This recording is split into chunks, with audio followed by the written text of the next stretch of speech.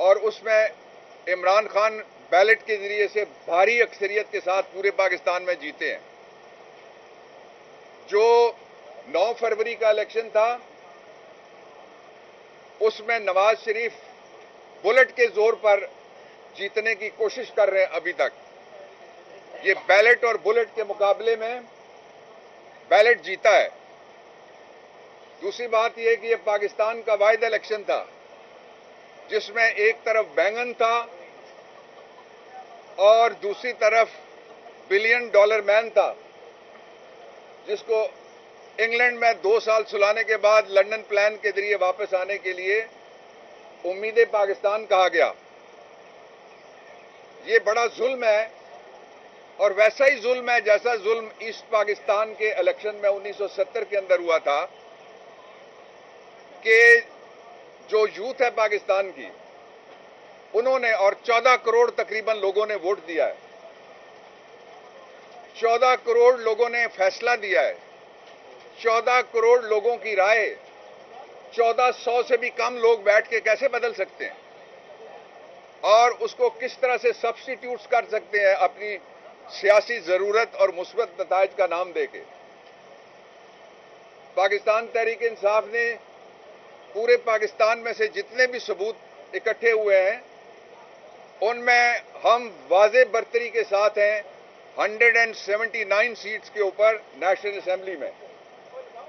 और इसलिए ये पाकिस्तान के लोगों की इज्जत का, दस्तूर की तौकीर का सवाल है कि जो मेजॉरिटी पार्टी है उसको, जिसको इलेक्शन में सिलेक्ट किया गया है और लोगों की ये सिलेक्शन है, ये 8 फरवरी के इलेक्शन के जरिए से हुई है, लेकिन 9 फरवरी वाला नतीजा जो है उसको हम मुस्तरद करते हैं, वो किसी सूरत में भी नहीं मानेंगे।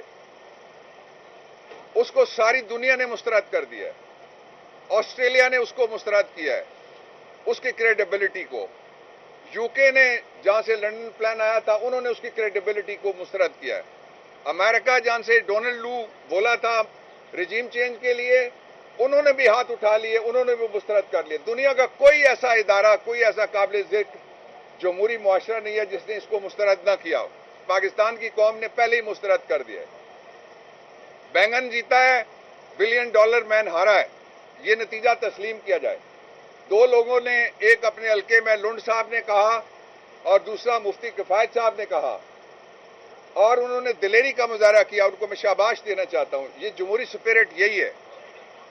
लेकिन अगर पाकिस्तान तहरीक इंसाफ को उसका लेजिटिमेट राइट उससे महरूम किया गया तो ये ना इस्तेकाम आएगा, ना जमहूरियत आएगी, ना आईन आएगा, ना अमनो अमान आएगा। इसलिए कि लोगों के दिलों में इस वक्त शदीद किस्म की बेचैनी है जिसको पाकिस्तान तहरीक इंसाफ चैनलाइज कर रही है।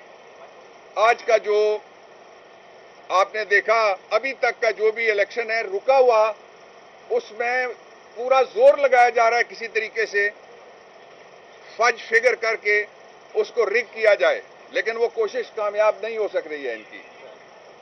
दूसरी बात मैं ये कहना चाहता हूं कि फौरी तौर पे जो मेजॉरिटी पार्टी है, अभी हमारे 1 करोड़ से ज्यादा वोट हैं। जिस दिन भी नतीजा सही वाला ये निकलना है, आज नहीं तो कल निकलना है, निकलेगा तो आप देखेंगे 60 लाख के तो बर्तरी मान रहे हैं लोग कि हमारी बाकी सारी पार्टियों के ऊपर है। जो नियरेस्ट हमारा बिलियन डॉलर मैन आया था उसको बैंगन ने 60,000 से हरा दिया, 60 लाख से 6 मिलियन से हरा दिया है। इसलिए मैं 3 मुतालबात सामने रखना चाहता हूं। पहला ये कि हमारा लेजिटिमेट राइट है, हमें हुकूमत बनाने दी जाए केपी में, पंजाब में और मरकज में। दूसरा ये कि फौरी तौर पे इमरान खान को रिहा किया जाए ताकि मेजॉरिटी पार्टी का लीडर वो सामने आ सके और वो कौम को बताएगा कि ये मेरा एजेंडा है। 2 सालों में मशरकी पाकिस्तान में भी 1968 से 70 तक मजालिम करके मुस्बत नताइज हासिल नहीं कर सके थे हम, बदकिस्मती के साथ। अल्लाह ना करे कि वैसा कोई और सूरत हाल कभी पैदा हो। लेकिन यहां भी 2022 से 2024 तक सारा जोर लगा के कोई मुस्बत नताइज नहीं ले सका। ये वो मॉडल है जिसको मैंने कहा याया खान मॉडल। दूसरा मुतालबा इमरान खान की रिहाई के साथ साथ फौरी तौर पे सदर अपना पार्डन का राइट इस्तेमाल करें। और मैं सदर साहब से दरखास्त करना चाहता हूं, आपके जितने भी हफ्ते और हैं आप तारीख लिखें। इलेक्शन कमीशन से मैं कहना चाहता हूं कि आपके जितने भी महीने और हैं आप तारीख लिखें, इसलिए कि 1970 का जो इलेक्शन कमीशन था वो स्याह दाग को छोड़ के गया, सान्याय बंगाल छोड़ के गया, सकूते ढाका छोड़ के गया। इसलिए जो नवाज शरीफ है वोट की बेइज्जती के जरिए से उसको ना सरकार मिलेगी, ना दरबार मिलेगा, ना इज्जत मिलेगी। उसको भी होश करनी चाहिए इस उम्र में। ये 1984 नहीं है जब नामजदगी चल सकती है, ये 1985 नहीं है जब नॉन पार्टी बेसिस पे ऊपर इलेक्शन हुआ है। ये वो मुल्क है जिसमें तकरीबन 70% बच्चे हैं। इन बच्चों के हाथों से वो पर्ची जो अबाबील की तरह तुम पे गिरी है और अबरा के हाथी की तरह परखचे उड़ गए तुम्हारी पूरी पार्टी के, उसको तस्लीम करो। ये तारीख का सबक है, इसको मानो। और दो बातें मैं और कहना चाहता हूं कि अगर कोई मुझसे पूछे तो आइन से फौरी तौर पे सुओ मोटो नोटिस का इख्तियार वो वापस ले लेना चाहिए, आइन में तब्दीली कर देना चाहिए। इससे बड़े भी कोई जुल्म हो सकते हैं। शांगला में कितने लोग शहीद हुए आपने देखा, कितने लोगों की सर पटोल हुई आपने देखा। सर्विस ऑफ पाकिस्तान की वो बेइज्जती हुई है जिसका हिसाब नहीं। आरओ कहां से था? सर्विस ऑफ पाकिस्तान से था। टीपीओ कहां से था? सर्विस ऑफ पाकिस्तान से था। लोग इस्तीफे दे रहे हैं, लोग इस्तीफे की वजूहात लिख रहे हैं। वो कहते हैं 35 साल में हमने ये नहीं देखा जो 3 दिनों में हमारे ऊपर गुजरी है। और मैं जो डीपीओ के साथ हुआ डीजी खान में, उसकी तस्वीरें आप तस्वीरें देख लें किसने किसके साथ क्या किया।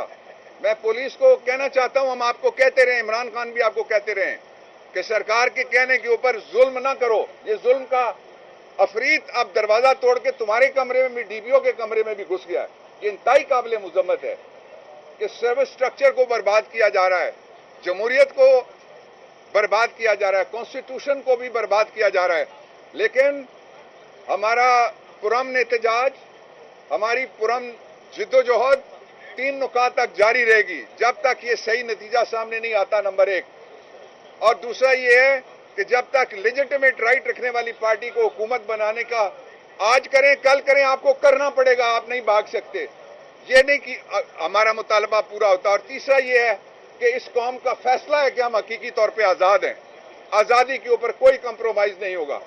इमरान खान ने अपने रिसेंट मैसेज में जो कल हमने सुनाया कोर कमेटी के इजलास में, उन्होंने कहा है कि मुझे कुछ भी हो जाए, मैं अवाम के इस मैंडेट से किसी को ना भागने दूंगा और ना ही किसी कीमत के ऊपर मैं इससे पीछे हटूंगा।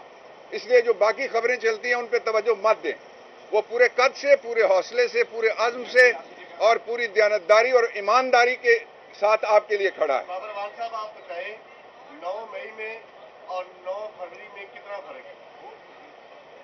जो 7 मार्च 1970 है उसकी तारीख 9 फरवरी 2040 है। कुछ भी नहीं बदला, वही हालात हैं फकीरों के और दिन फिरे हैं फकत वजीरों के। आप बगैर बल्ले के ट्रिपल सेंचुरी को किस तरह देखते हैं? देखें, कमाल हो गया है। बल्ले के बगैर डबल सेंचुरी से ऊपर चले गए हम, और वोट के बगैर नवाज शरीफ ने विक्ट्री स्पीच कर दी।